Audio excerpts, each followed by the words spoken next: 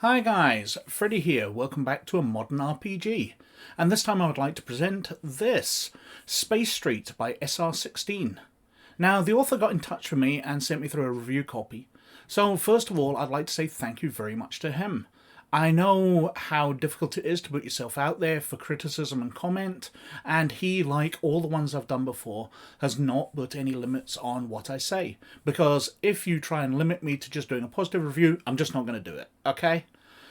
And he has sent this through, and it's a detective noir cyberpunk game. Okay? So it's taking 1920s noir detective stuff and cyberpunk and mashing them together in a fairly interesting way. Because the two are very well suited together.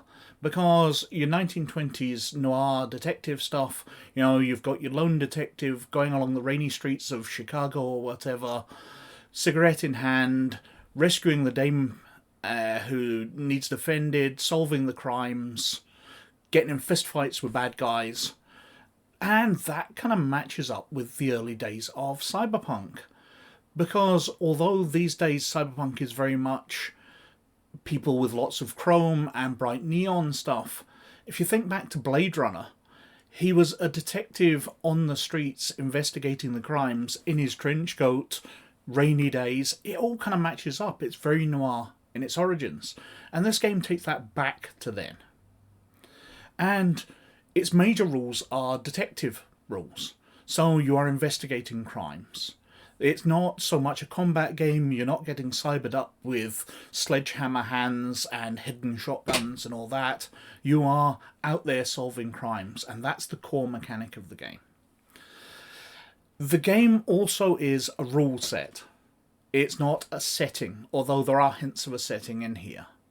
It's very much more like Dungeons and Dragons than something like Warhammer, because it sets out how the rules operate in that world without detailing the world. Now, in my conversations with SR-16, he has mentioned that he's thinking about bringing out world books later to flesh out the universe. But let's have a look through. So, first of all, the cover image. I like the style of it. I question straight away whether it matches the contents, because this looks more like a steampunk Victorian inventor than a noir detective. That's just me though, and I kind of get that with the style. It does seem way more steampunk in the art style. But let's flick through. What is Space Street? It's a tabletop role-playing game, and it's a sci-fi film noir dystopia for 2 to 5 players. We're just going through the basics here. In Space Street, the setting and various characters are distinctly both film noir and sci-fi, borrowing the tropes of dark cityscapes, darker criminals, and morally grey perspective, and placing them in a dystopian sci-fi solar system. Now, the hints I get through, which we'll try and pick up on as we go through, and this is only 13 pages, but it's only a fiver, £5 UK, how much US dollars? $7 US. So it's a nice cheap purchase for a decent rule set. But what I'm getting from the background here is that humanity has gone out into space and explored, but it's a crumbling dystopian future. The resources are running out, people are in massive cities, it's dirty, it's grimy, there's crime, there's murder, that kind of thing, rather than a positive sort of Star Trek future. Example of play. So we've just got a brief example here. We can see there's androids in it. Just an example of play there. Dice rolls, we go through. Basically, you have 3 stats. You have brawn, so your physical ability to punch stuff. Finesse, so your charisma, your ability to speak well. And then you've got investigation. So a real core part of the game is what you can investigate. And you choose from them. One you get +1, one you get -1, and the other is 0. And you just decide what you're good at, what you're terrible at, and what you're fine with. Now, we see the target numbers are 1 to 6, basically. We've got the investigation rolls here, where you've any clues you've discovered, you can ask one question about each clue. 4 to 5, you can ask 2 questions about each clue. If you get 6 plus, you ask 3 questions. So you roll a d6. If you've got -1, then you're taking 1 off the result. If you've got 0, then it's just the dice roll. And if you've got the +1 for your investigation roll, for example, you're adding +1. So it's possible to get 2 to 7. Now, you will roleplay through investigating circumstances. So you search the room and you find a matchbook in the woman's purse leading to a certain place. But then you can ask questions about it with your investigation rolls. So, do I know where this place is? Do I have any background information about it? Etc., etc., for all the clues you've discovered. So, you find a smudge on a piece of paper.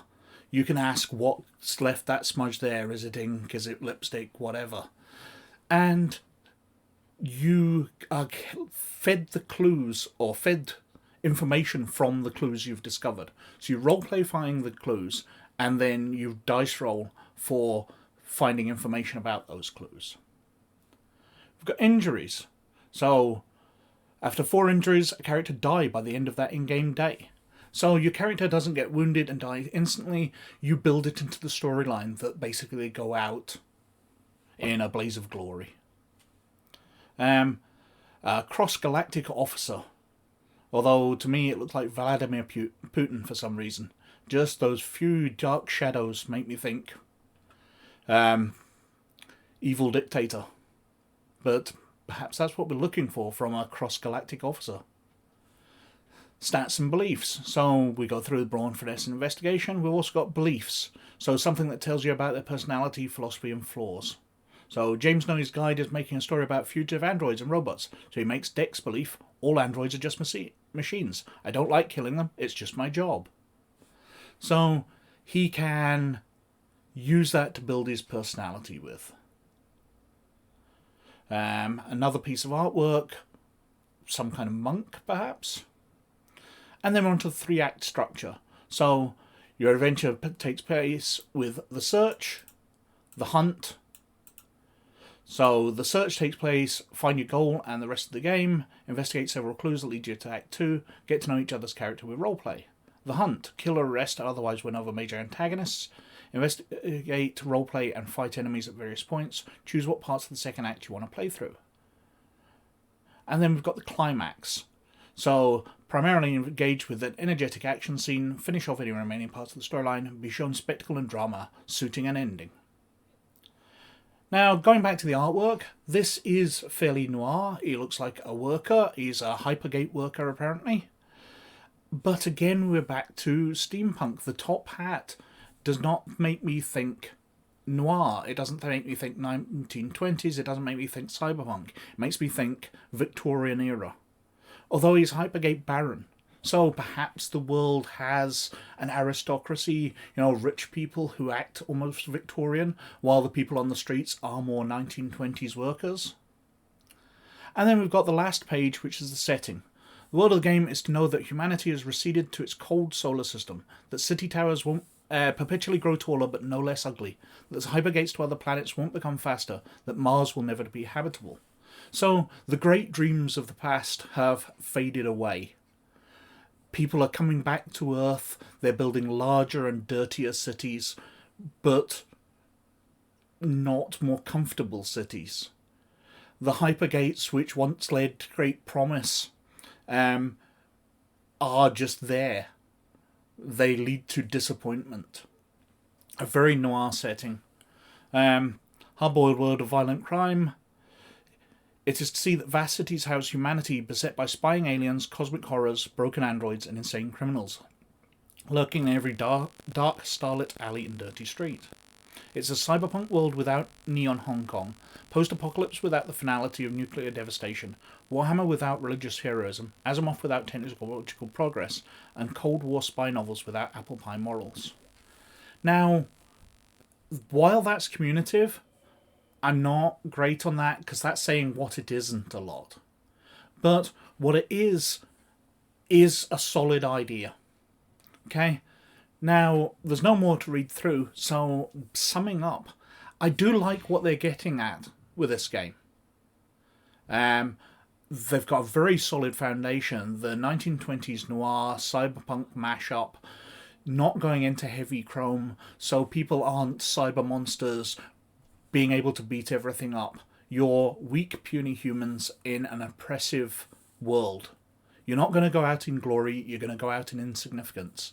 I love that. That's a great setting. Some great stories can be told there. I just think it needs a bit more fleshing out. I think when they get the world book written, that these rules with a world book are going to be fantastic. And the rules themselves are solid detective rules. They remind me somewhat of some of the investigation stuff in one of the early versions of Shadowrun, because I've seen rules work in that way before, where you can get a certain amount of clues for different successes. But I really like what they're trying to do. It's a simple system, only 3 attributes, only 3 stats. You're building up your character. They're easy come, easy go characters. Because your characters aren't going to live on to be great, glorious. They're going to die. At some point. They're not going to last many adventures. So, thank you very, very much for watching. Please like, subscribe and comment below, as it does me massive favours with the YouTube algorithm. Please check out SR-16's website. I'll put the link in the description below. But, as always, you look after yourselves, and I'll catch you later. Bye now.